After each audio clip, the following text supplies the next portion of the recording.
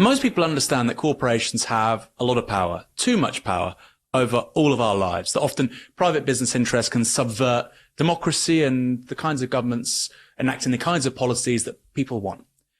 But that can often be a vague feeling, a suspicion.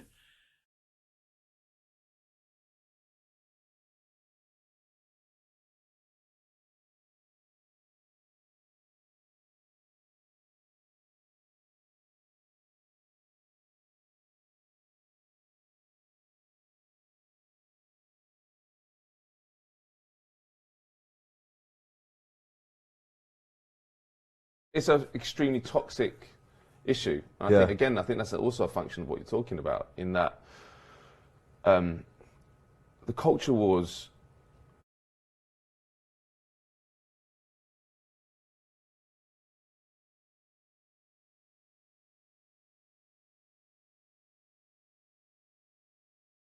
and you look at how aid developed out of all of formal colonialism, you realize this has been designed from the start.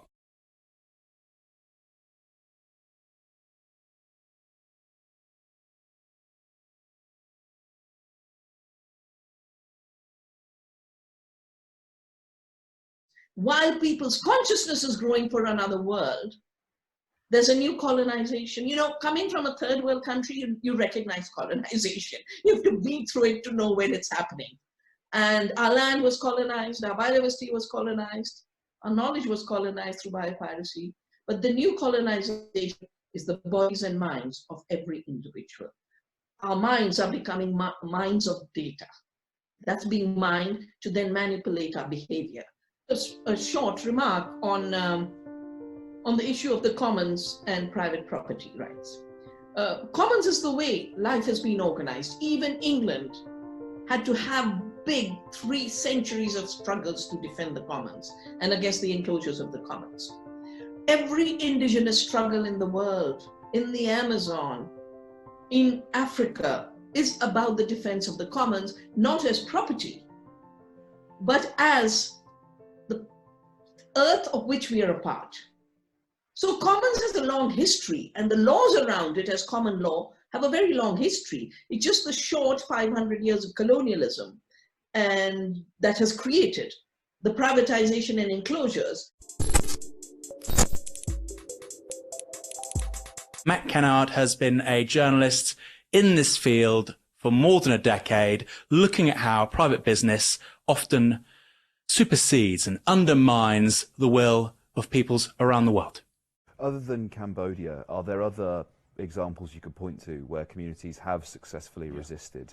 Good question. There is. No. And actually, I don't want to be too pessimistic, because it was quite a hopeful experience as well.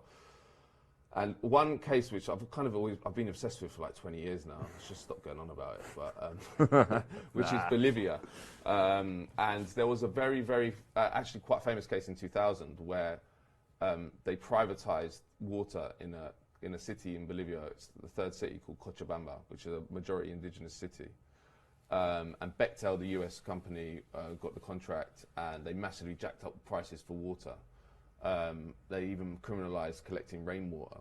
And there was huge outpouring of protest, dissidents, and they were on the streets for weeks. And then it became known as the Water Wars. There's a film actually by Gael Garcia Bernal about that. But that is how you do it. Effectively, you need to organize resistance.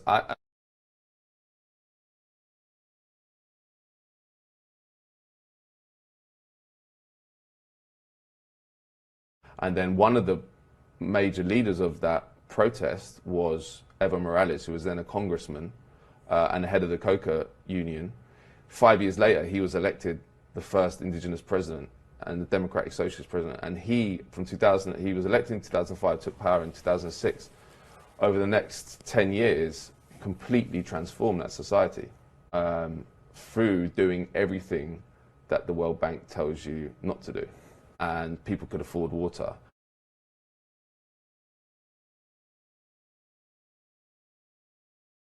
So, in fact, I interviewed Evo Morales in his house in the Amazon rainforest last year.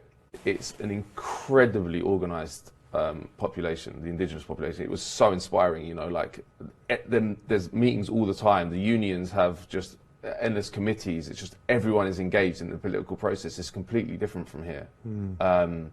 And that is why they could resist it, I think. That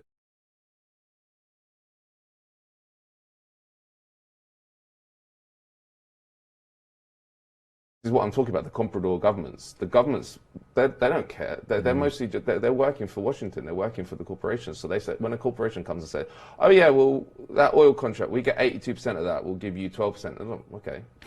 Their mentality is not, we need to keep this for the people. So the corporations just design policy explicitly. They come in and talk to ministers, and that was all based on the idea that we can't develop Bolivia unless corporations come and invest, which means the corporations just rape your country, essentially. So he reversed all that.